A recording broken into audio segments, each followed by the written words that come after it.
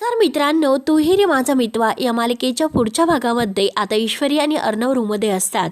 ईश्वरी अर्णवला म्हणते की हे बघा सर, मी तुम्हाला एक सांगू का? आणि हे बघा सर, मी तुम्हाला आता माझा नवरा मानायला लागलेले आहे. हो, मात्र आता अर्णव ईश्वरीकडे खुशवत पाहत असतो आणि तो सुद्धा आपल्या प्रेमाची कबुली देतो.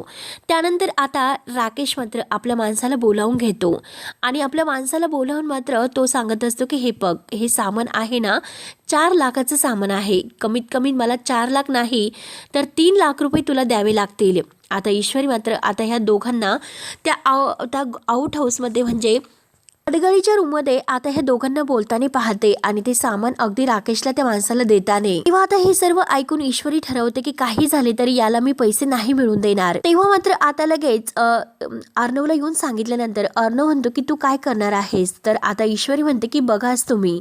म्हणून आता जे काही सामान वगैरे आहे तर तो टेम्पोमध्ये जात असते आणि आता तेथे अंजली आणि ईश्वरी येतात. तेव्हा आता लगेच राकेश तिथेच उभा असतो. तर राकेश समोर मात्र ईश्वरी त्या माणसाला म्हणते की चला, आम्ही या सगळ्या वस्तू दान करणार आहोत. तेव्हा आता लगेच तो माणूस विचारतो की खरंच तुम्हाला याचे पैसे नकोत? ईश्वरी म्हणते की हो, सगळ्या वस्तू दान करणार आहोत आम्ही, ते पण राकेशच्या तोंडावर. आणि बरोबर आता तिने राकेशची जिरवलेली असते आणि शेवटी आता राकेश तिच्याकडे रागाने पाहत असतो. त्यानंतर मात्र आता पुढे काय होईल हे बघण्यासाठी आपल्या चॅनलला सबस्क्राईब करत राहा. धन्यवाद.